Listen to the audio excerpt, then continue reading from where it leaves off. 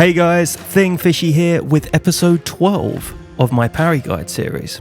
And this one I'm particularly excited to show you, because this is one that really made my Elden Ring playthroughs so much easier by completely eliminating my original fear of all of the Tree Sentinel enemies, including the Draconics and both versions of Loretta. These enemies have probably undergone the biggest change in perceived difficulty from my first playthrough. On my first playthrough, I really struggled with them, and they each took dozens of attempts. Now, if you told me that I had one attempt to do a no-hit fight with any boss in the game, these enemies would be quite near the top of that list.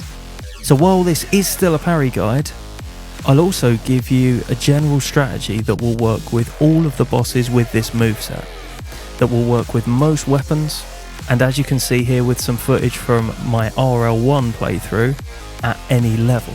Now there is one version of this enemy that this strategy doesn't seem to work as well with, but we'll get to that later. If you find this video useful, give it a like and subscribe to my channel for more Soulsborne tutorials and content. If you'd like to come watch me figure this stuff out live, give me a follow on Twitch. So first up, the parry timings.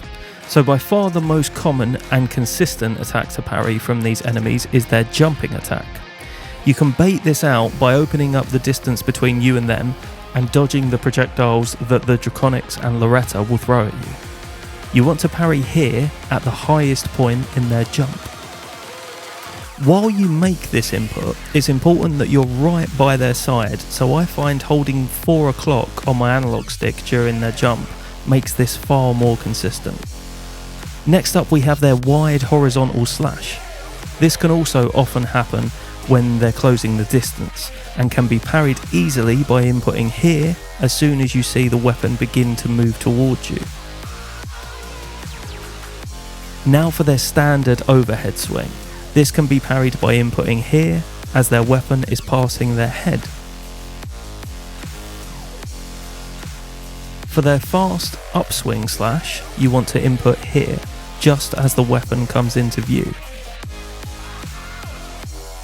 For the slower and more delayed upswing, you want to parry here as their head moves forward and comes into view. Next up we have their backhand swing. For this one, you want to parry here when their hand moves over their head. Now let's talk about some specific attacks. Draconic Tree Sentinels have a few unique lightning attacks. The easiest is this AoE that you can just run out of range of when you see it start. Secondly, we have a little more tricky lightning wave attack. You want to roll here when you see the weapon spark under the ground. And lastly, we have this lightning strike attack. My advice for this one is to watch the shield, and instead of thinking of this as a projectile attack, think of it as being a descending shield bash, and roll how you would to avoid that. The lightning hits when the shield is fully lowered, so roll just before this to avoid it. Haligtree Loretta has a very devastating combo that takes specific inputs to avoid. You can do this by dodging here when the weapon is fully pulled back to avoid the first attack. Pause for a second, then dodge here when the weapon passes her head to avoid the second attack. Then pause again and dodge the final attack when you see her start to descend from the jump. Both the Draconic Sentinels and Lorettas have projectile attacks that you can easily dodge by inputting as they're heading towards you. However, you do want to be wary of the bigger Phase 2 Loretta projectiles, as they have lingering hitboxes, so you want to dodge these at the last possible second before they hit you.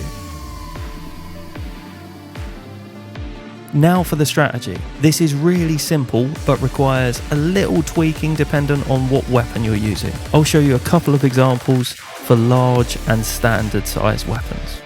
So there's a couple of important items that you need to have here.